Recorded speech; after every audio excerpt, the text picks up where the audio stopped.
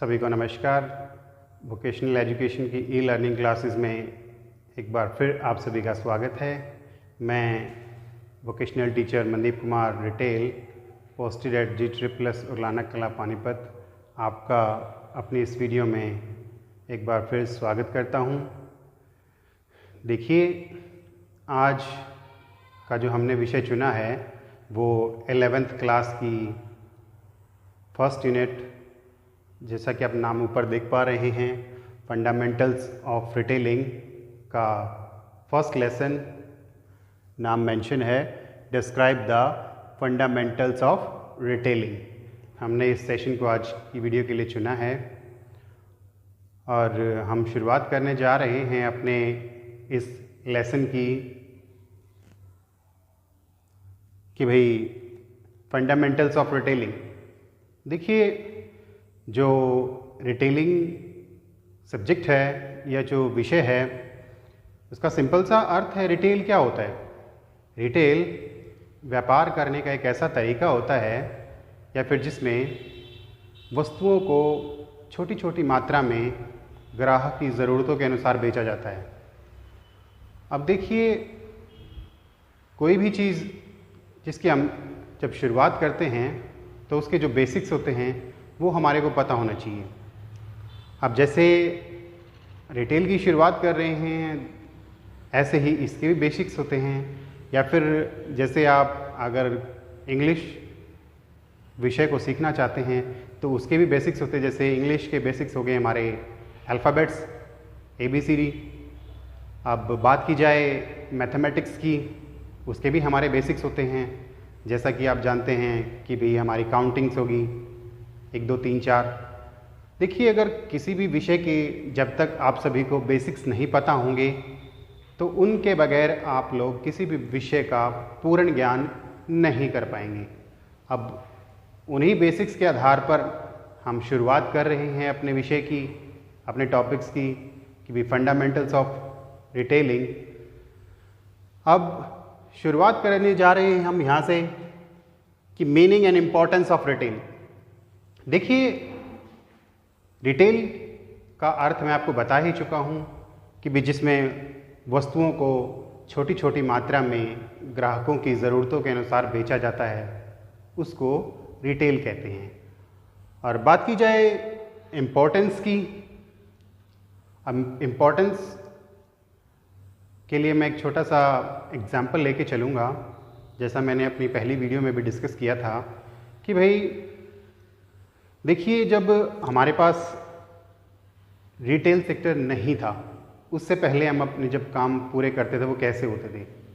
भाई छोटे छोटे सामान को लेने के लिए हमें दूर शहरों में बड़ी मार्केट में जाना पड़ता था, जिससे हम अपनी रोज़मर्रा की ज़रूरतें जो हैं आसानी से पूरी नहीं कर पाते थे। और उसके लिए हमें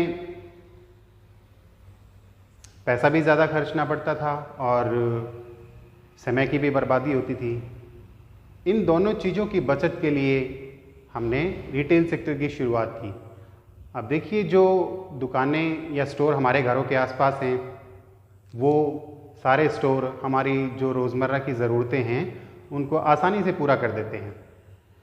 और फिर इन ज़रूरतों के साथ साथ ये हमारे लिए मतलब एक अच्छी बात भी हो गई है कि भाई जब सारी चीज़ें या सारा ज़रूरत का सामान हमारे घरों के आसपास ही हमारे को इतनी आसानी से मिल जाता है, तो ऑब्वियसली बात है ये सेक्टर हमारे लिए बहुत अच्छा है।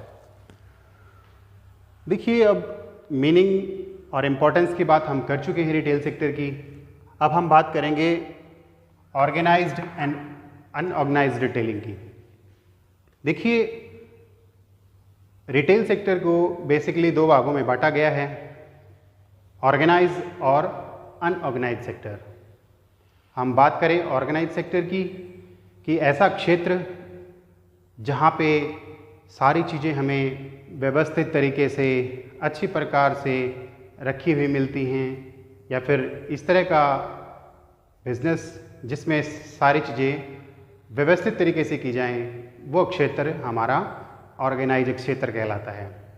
और उसी के साथ साथ अनऑर्गेनाइज सेक्टर जिसमें सारी चीज़ें व्यवस्थित तरीके से ना मिलें। ऑर्गेनाइज का ऑपोजिट, बिल्कुल उल्टा, कि भाई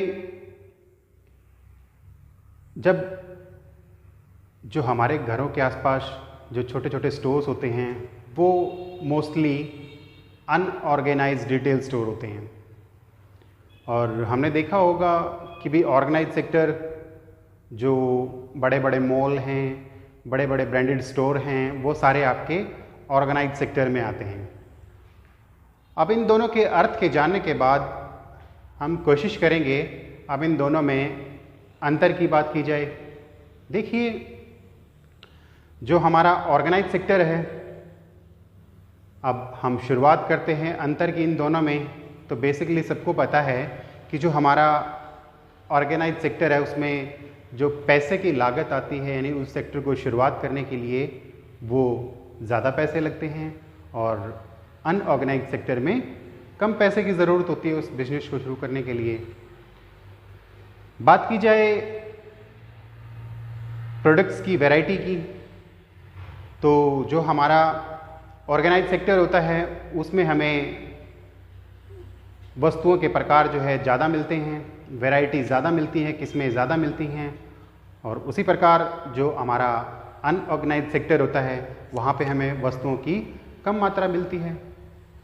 बात की जाए वर्करों की संख्या की, तो जो हमारा ऑर्गेनाइज सेक्टर है वहाँ पे वर्करों की संख्या ज़्यादा होती है या कर्मचारियों की संख्या ज़्यादा होती है, और जो हमारा अनऑर्गेनाइज सेक्टर होता है उसमें हमारा कर्मचारियों की संख्या कम होती है ऑर्गेनाइज सेक्टर की बजाय। देखिए, ये कुछ एक कॉमन से अंतर हैं जो हमने बताए हैं आपको, इन अंतरों को आपने ध्यान रखना है। और आगे हम शुरुआत करते हैं कि different types of retail businesses. देखिए, रिटेल सेक्टर के अंदर भी बहुत सारे बिजनेस हैं, छोटे छोटे व्यापार हैं जिनको हमने कुछ भागों में डिवाइड किया है। उदाहरण के तौर पे हमने लिया है जैसे यहाँ पे discount store, supermarkets, malls, speciality stores, etcetera etcetera, और भी बहुत सारे हैं। बात की जाए डिस्काउंट स्टोर की, ऐसे स्टोर जहाँ पे आपको ओकेशनली या फिर रेगुलरली भी वस्तुओं पे छूट वगैरह मिलती रहती है, डिस्काउंट मिलता रहता है, ऐसे स्टोर हमारे डिस्काउंट स्टोर कहलाते हैं। नेक्स्ट है हमारा सुपरमार्केट। सुपरमार्केट जो होता है एक बड़ा क्षेत्र होता है जहाँ पे हमारे को नंबर ऑफ प्रोडक्ट्स की वैरायटी भी ज़्यादा मिलती है, नंबर ऑफ प्रोडक्ट्स भी ज़्यादा मिलते हैं। और वहाँ पे क्या होता है कि जहाँ पे हमें सारा सामान एक ही छत के नीचे मिल जाता है, हमें अलग अलग स्टोरों पे बार बार नए नए स्टोरों पे जाने की ज़रूरत नहीं पड़ती। उसके बाद मॉल्स वगैरह आप देखते ही हो, बड़े बड़े शहरों में, अब तो छोटे छोटे शहरों में भी मॉल्स की सुविधा जो है आपको उपलब्ध होने लगी है, जहाँ से आप शॉपिंग वगैरह आसानी से कर सकते हो। उसके बाद स्पेशलिटी स्टोर हैं। देखिए, कुछ एक स्टोर ऐसे होते हैं जो सिर्फ एक सिंगल प्रोडक्ट टाइप्स बेचते हैं, एक ही कैटेगरी को सेल करते हैं। इस तरह के जो स्टोर्स होते हैं वो आपके स्पेशलिटी स्टोर कहलाते हैं। उसके बाद हम बात करेंगे रिटेल के फंक्शंस की। देखिए, साधारणतः बेसिकली तौर पे हमने यहाँ पे 4 फंक्शंस को लिया है जिनके आधार पर हम रिटेल के कार्यों की बात करते हैं इस रिटेल में। अब पहला है आपका फॉर्म यूटिलिटी। देखिए, फॉर्म यूटिलिटी होता है कि जब या आपने कोशिश करना है कि ऐसे प्रोडक्ट्स ज़्यादा रखने हैं अपने स्टोर पे जो ज़्यादा कस्टमर्स के द्वारा पसंद किए जाएं या फिर एक्सेप्ट किए जाएं। सेकंड, बात की जाए टाइम यूटिलिटी की। समय बहुत इम्पॉर्टेंट है। देखिए, जो समय का ध्यान नहीं रखता वो हमेशा पीछे रह जाता है। बात की जाए समय की, समय बहुत इम्पोर्टेंट है हमारे लिए। हमें कोशिश करनी चाहिए कि हमारे स्टोर को हमने समय पर खोलना चाहिए और समय पर उसको बंद करना चाहिए। भाई, कस्टमर्स की टाइमिंग का भी ध्यान रखना चाहिए। ट्राई ये करो कि भाई आप उस समय स्टोर को ज़रूर खोलें जब आपके ज़्यादा कस्टमर्स आने की संभावना हो। उसके बाद प्लेस यूटिलिटी। देखिए, जगह बहुत इम्पोर्टेंट चीज़ है। भाई, आपने अपने स्टोर को ऐसी जगह पे खोलना है, ऐसी जगह पे ओपन करना है जहाँ पे ज़्यादा से ज़्यादा कस्टमर आएँ और आसानी से पहुँच जाएँ, यानी आपके ग्राहकों को आपके स्टोर तक पहुँचने में कोई भी दिक्कत या परेशानी ना आए। नेक्स्ट आता है आपका ऑनरशिप यूटिलिटी, यानी जो मालिकाना हक है वो बहुत ज़रूरी है। जब भी कोई प्रोडक्ट सोल्ड किया जाता है उस समय एक स्टोर का मालिकाना हक बहुत इम्पॉर्टेंट होता है।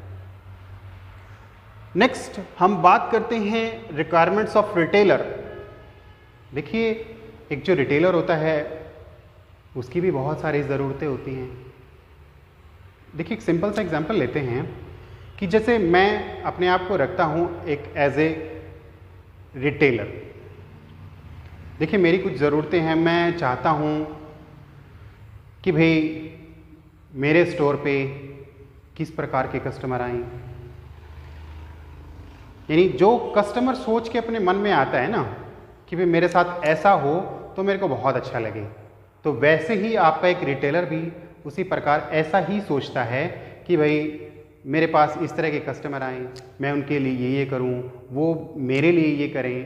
यानी कहने का अर्थ है भाई अच्छे कस्टमर आएँ, ज़्यादा परेशान ना करें, समय पे उनकी पेमेंट करें, विनम्र कस्टमर आएँ। तो ये सारी जो रिक्वायरमेंट्स है वो रिटेलर की होती हैं। अब बात की जाए कि retailer services to the customer. अब देखिए, ये बहुत इंपॉर्टेंट फैक्टर है। जो सेवा है, सर्विसेज हैं, वो बहुत ज़रूरी है। एक सिंपल सा फंडा है कि भी आप अपने कस्टमर को जितनी अच्छी सेवाएं उपलब्ध कराएंगे, जितनी अच्छी सेवाएं देंगे, उतने ही आपके नंबर ऑफ कस्टमर्स ज़्यादा अट्रैक्ट होंगे आपकी तरफ। कस्टमर भगवान का रूप होता है। अब जिसके भरोसे हम अपना स्टोर चला रहे हैं, अगर हम उसकी ज़रूरतों का, अपने द्वारा दी गई सेवाओं का ध्यान नहीं रखेंगे तो हम अपने स्टोर को कैसे चला पाएंगे। हमने कोशिश करनी है कि भी मैक्सिमम नंबर ऑफ सर्विसेज, यानी चाहे वो प्रोडक्ट से रिलेटेड हैं या फिर जर्नल सर्विसेज हैं, यानी मैक्सिमम जितना आप प्रयास कर सको उतनी ज़्यादा सेवाएं आपने अपने कस्टमर को देनी है। चाहे प्रोडक्ट्स की जानकारी की बात की जाए, या कोई पेमेंट के तरीक़ों की बात की जाए, या कोई जनरल इंस्ट्रक्शंस है जो आपको अपने कस्टमर को देनी चाहिए, तो वो आपने प्रयास करना है कि आप ज़्यादा से ज़्यादा सेवाएं अपने कस्टमर्स को उपलब्ध करा के उसको खुश रखें। कस्टमर सेटिस्फैक्शन बहुत ज़रूरी है। संतुष्टि, देखिए, चाहे वो एक रिटेलर की दृष्टि से हो या एक कस्टमर की दृष्टि से हो, सेटिस्फैक्शन, संतुष्टि बहुत ज़रूरी है। देखिए, ये विषय था जो आज का हमने कंप्लीट किया है। अब बात की जाए कंक्लूज़न की। अब इस पूरे लेसन को कंक्लूड करेंगे कुछ एक शब्दों में, प्रयास करते हैं। देखिए, आपने इस लेसन के माध्यम से या फिर हमने आपको इस लेसन के माध्यम से सिखाने का प्रयास किया है या बताने का प्रयास किया है कि meaning and importance of retailing. इसमें आपको बताया गया है कि भी रिटेल का क्या अर्थ है और उसकी ज़रूरत हमें क्यों पड़ी। नेक्स्ट है, आपको रिटेल के दो प्रकारों के बारे में भी आपको बताया गया, अवगत कराया गया है, कि जिसमें आपको ऑर्गेनाइज और अनऑर्गेनाइज सेक्टर के बारे में बताया गया है। उसके बाद आपको different type of retail businesses के बारे में बताया गया कि रिटेल के क्षेत्र में कितने प्रकार के बिजनेसेस होते हैं। उसके बाद में आपको फंक्शंस के बारे में बताया गया कि रिटेल सेक्टर में क्या क्या फंक्शंस होते हैं, एक रिटेलर के क्या क्या फंक्शंस होते हैं, करने चाहिए कार्य। उसके बाद रिक्वायरमेंट्स के बारे में बताया, ज़रूरतों के बारे में। नेक्स्ट आपको सेवाओं के बारे में बताया। इतना सब ये जो सारे पॉइंट्स हैं ये मिल के इस हमारे फंडामेंटल्स को, यानी फंडामेंटल्स ऑफ रिटेलिंग को कंप्लीट कर देते हैं। और अंत में मैं ये बताना चाहूँगा कि भाई जो एक रिटेल बिजनेस है आज के युग में, आज के टाइम में बहुत बड़ा क्षेत्र बनता जा रहा है। बहुत सारी जॉब्स, नौकरियां प्रोवाइड कराने के लिए आपको उपलब्ध है। आपने कोशिश करना है कि भाई आप अपनी ज़रूरतों को पूरा करने के लिए इस क्षेत्र का लाभ उठाएं। आज की हमारी इस वीडियो में इतना ही और थैंक यू सो मच।